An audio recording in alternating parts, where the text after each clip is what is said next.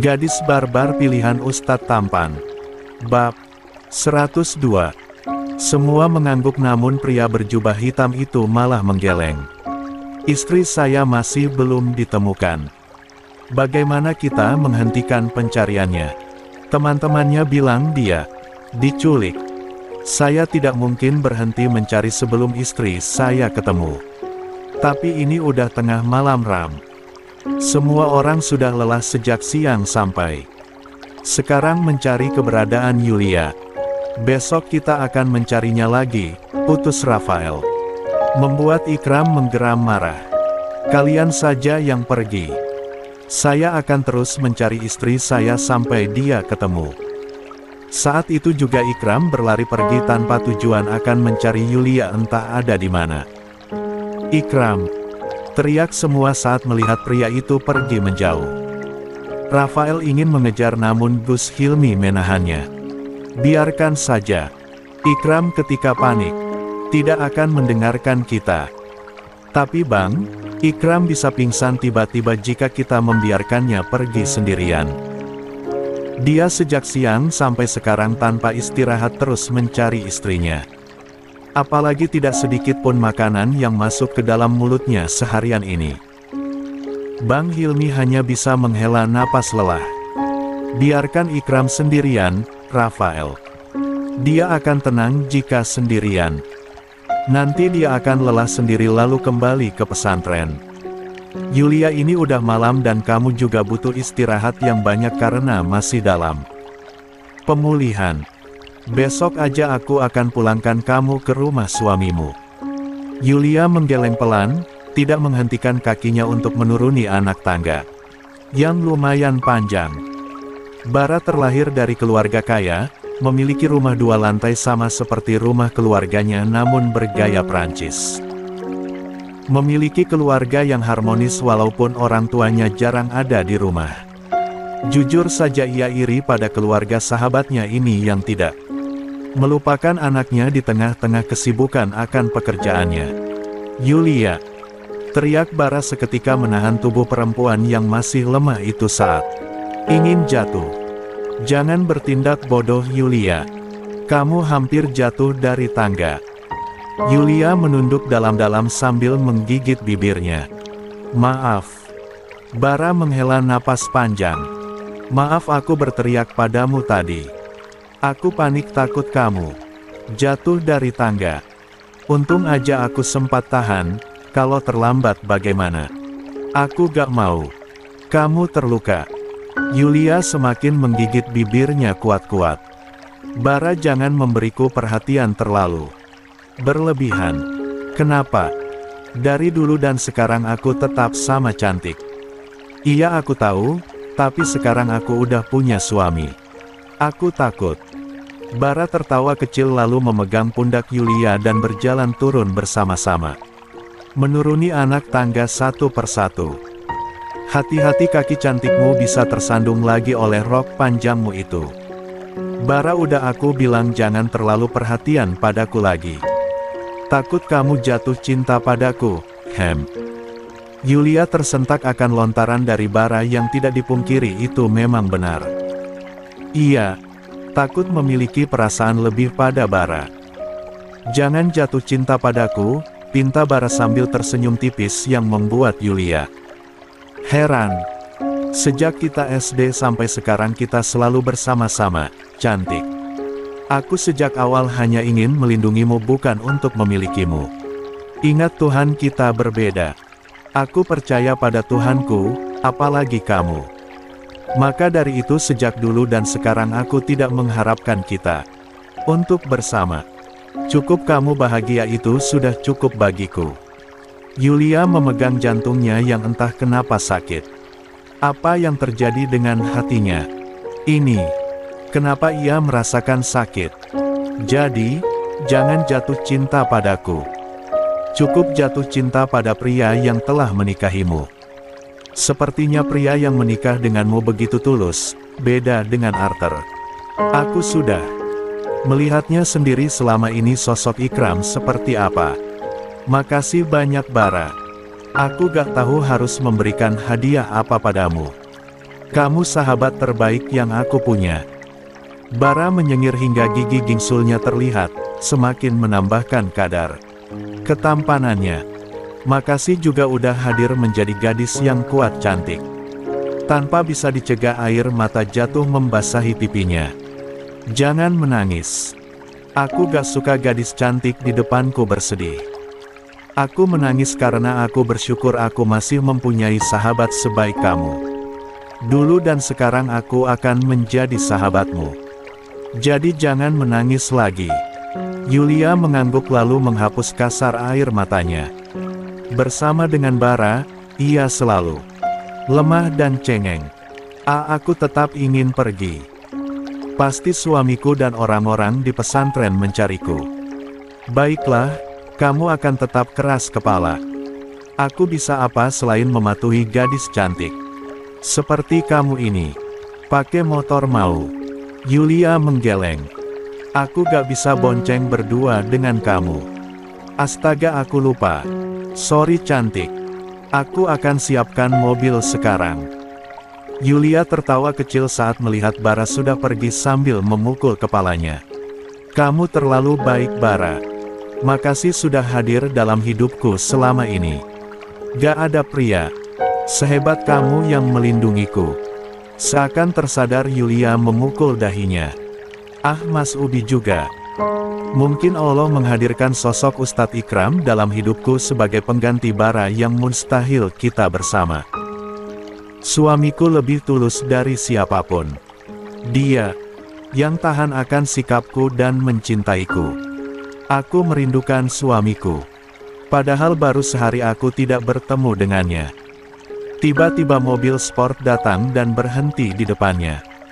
Bara keluar dari mobil hitamnya. Itu lalu membuka pintu untuk Yulia. Sudah Yulia bilang Bara terlahir dari keluarga kaya raya. Mobil sport yang begitu mahal saja dia mampu membelinya. Uang membeli mobil Bara tidak memintanya pada orang tuanya, itu uang tabungannya selama setahun, lalu dia belikan mobil. Ayo Tuan Putri masuk ke dalam kereta kencanamu. Supir pribadimu akan membawa kamu pada pangeran. Kekehan keluar lagi dari Yulia. Dia masuk lalu tersenyum tipis pada sahabatnya. Ingat sebelum jam 12 malam kamu harus segera sampai atau tidak pangeranmu akan lama menunggu Tuan Putrinya. Apaan sih kamu Bara? Ucap Yulia sambil tertawa geli. Jangan tertawa. Kenapa? Kamu terlalu manis kalau ketawa. Hatiku meleleh tahu cantik. Yulia tersenyum sebagai tanggapan. Kencangkan sabuk pengamanmu sekarang. Lalu kita let's go pergi ke kerjaan yaitu rumah pangeranmu. Selama perjalanan Yulia terus dibuat tertawa akan tingkah Bara yang begitu membuat perutnya geli sendiri. Stop di sini aja, Bar. Bara seketika menghentikan mobil sportnya di sisi jalan. Loh bukannya rumah suami kamu masuk ke dalam ya? Dekat pesantren besar itu kan? Iya, tapi berhentinya di sini aja. Aku takut ada orang yang lihat lalu timbul kesalahpahaman. Bara mengangguk lalu menepuk kepala yang tertutupi oleh tudung hoodie Yulia 3 kali.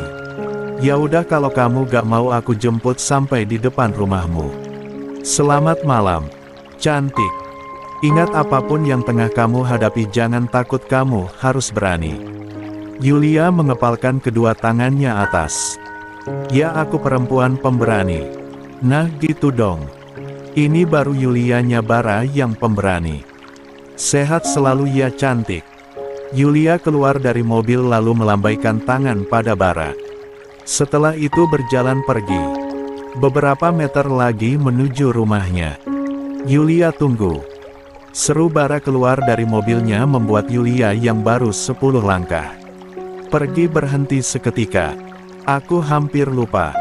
Ini tolong terima hadiah dariku. Alis Yulia mengernyit lalu menerima sebuah kotak yang ketika dibuka ternyata kotak musik. Kalau sedih kamu bisa putar musik itu. Itu barang kesayanganku tapi aku akan memberikan padamu. Anggap saja itu aku untuk menemani segala kesedihanmu. Kamu berkata seakan-akan kita gak akan pernah bertemu lagi Bara. Bara tersenyum sendu. Maaf. Yulia mendongak mata coklat Bara lalu mundur selangkah. Kamu akan pergi. Yulia, maafkan aku. Pergi kemana? Dan kenapa? Yulia tidak bisa menahan kekecewaannya. Bara menghela napas panjang, lalu menunduk dalam-dalam penuh penyesalan. 2 hari lagi aku akan pergi ke New York karena dadiku mendapatkan pekerjaan bagus sebagai pengacara di sana. Momiku juga akan ikut bersama karena tidak mau berpisah dengan kami. Lagi pula Momi akan pensiun dan ingin fokus merawatku. Sedangkan aku juga harus terpaksa ikut dan menghentikan sekolahku di sini. Bara. Yulia tidak tahu harus berbicara apa selain menangis. Ia akan kehilangan sahabat terbaiknya. Berapa tahun sampai kamu kembali lagi? Aku gak tahu, tapi kata Dedi selamanya keluargaku akan menetap di New York. Tempat itu adalah tempat keluarga Dedi. Yulia semakin kuat menangis. Bara, kamu sahabatku yang terbaik. Aku gak mau kehilangan kamu. Aku juga. Aku ingin menjagamu selamanya. Tapi sayang waktuku hanya cukup sampai di sini. Aku percayakan kamu pada suamimu. Aku yakin dia akan menjagamu melebihi aku. Jangan menangis please. Aku bisa berubah pikiran jika kamu tidak merelakan kepergianku. Yulia, aku bilang jangan menangis. Namun Yulia masih menangis. Waktu bersama Bara tidaklah sesingkat itu. Dari kecil sampai sekarang Bara selalu ada di saat ia butuh dan sekarang perisainya itu akan pergi menjauh darinya. Kehilangan sahabat terbaik adalah sebuah kesedihan yang tak terletakkan untuknya. Hatinya tidak rela. Aku.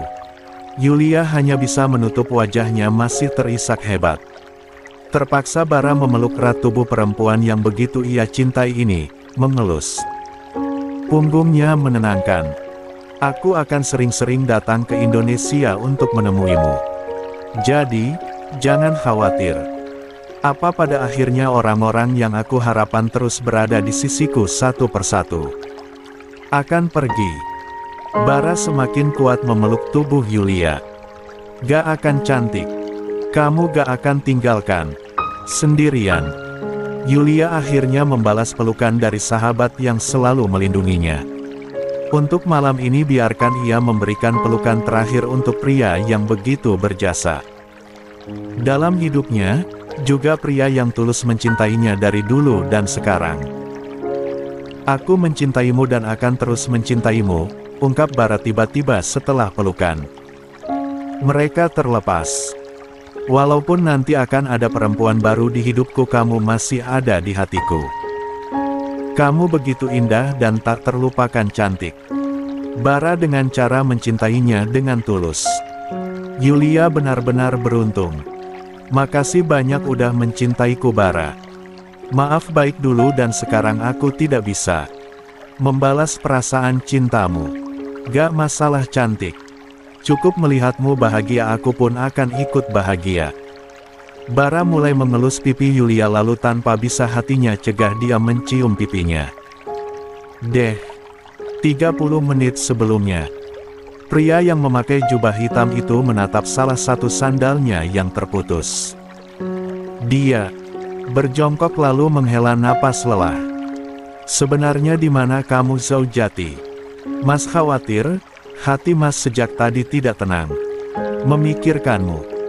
Allah, Tuhanku yang maha segalanya, tolong lindungilah istrimu dari pria jahat yang menculiknya.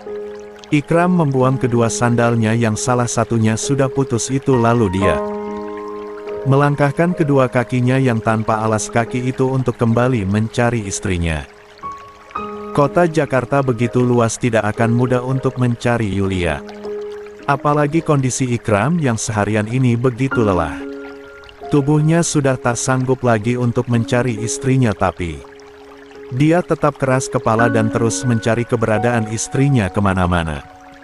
Suara klakson mobil membuat Ikram menyipitkan matanya saat cahaya menerangi penglihatannya. Ikram sudah cukup mencari istrimu hari ini. Sekarang pulang. Teriak Rafael turun dari mobil milik Ikram yang dia bawa. Saya tetap harus mencari istri saya, Rafael. Dia sekarang dalam bahaya. Saya baru mendapatkan kabar dari pihak kepolisian hari ini sekelompok geng motor yang diketuai oleh Arthur ditangkap. Ternyata yang menculik istrimu adalah mereka. Ikram tiba-tiba menarik kerah baju Rafael. Terus di mana istri saya? Apa dia baik-baik saja? Rafael menggeleng lemah. Saya tidak tahu, Ram. Hanya itu informasi yang saya dapatkan dari Mer. Ikram, kamu mau kemana? Mencari istri saya.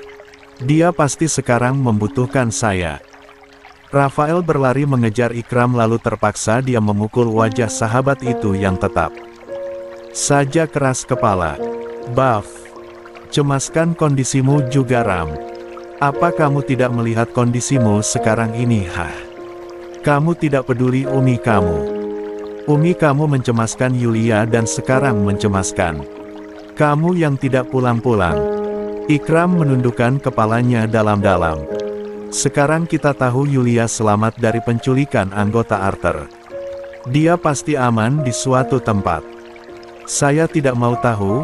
Sekarang kamu harus kembali ke pesantren. Umimu bisa pingsan terus mencemaskanmu. Awalnya Ikram bersikeras menolak, tapi akhirnya dia tidak memiliki tenaga lagi saat Rafael membawa paksa dirinya masuk ke dalam mobil. Mobil yang dikendarai Rafael melaju dengan kecepatan kencang. Beruntung sekali malam ini tidak macet, mungkin karena surat larut malam. Saya hanya ingin istri saya, lirik Ikram dengan tatapan kosong. Dia begitu panik, cemas dan takut saat mengetahui istrinya diculik, walaupun kini penculiknya telah ditangkap. Namun keberadaan istrinya belum juga ditemukan. Kenapa Yulia mengingkari janjinya? Seharusnya dia pergi ke rumah Hawa. Kenapa pergi ke tempat lain? Entah berapa kali lagi Yulia akan membuat saya kecewa. Saya lelah, El. Rafael hanya bisa menatap sendu wajah sahabat yang kini tidak baik-baik saja. Walaupun saya kecewa, saya tidak akan memarahinya karena melanggar. Saya ingin istri saya sekarang. Dia pasti ketakutan jika sendirian. Istri saya membutuhkan saya, El. 20 menit kemudian mobil yang membawa mereka hampir sampai ke pesantren. Namun, tiba-tiba saat melewati dua sosok seseorang, Ikram menatap ke belakang. Rafael hentikan mobilnya. Cekit. Ikram tidak salah lihat kan? Tadi ia seperti melihat sesosok perempuan yang tubuhnya mirip dengan istrinya. Walaupun hanya sekilas, tapi ia yakin itu istrinya. Dari bayangannya saja Ikram dapat mengenali istrinya. Bagaimana mungkin ia salah? Lihat. Ikram, kamu mau kemana?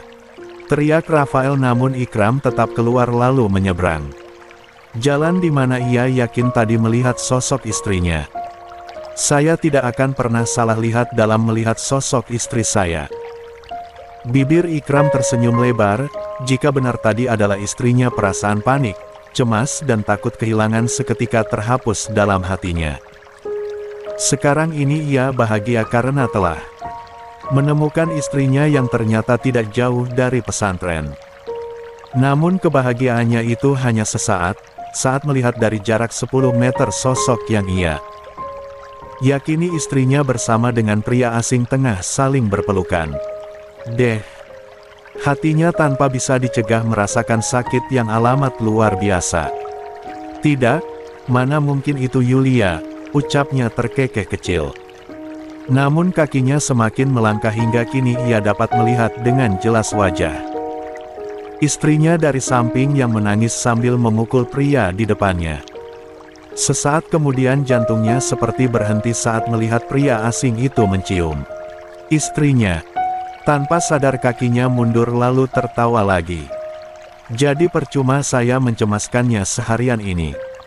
Dia ternyata bersama pria lain. Ikram tidak tahu siapa pria yang memiliki wajah blasteran itu.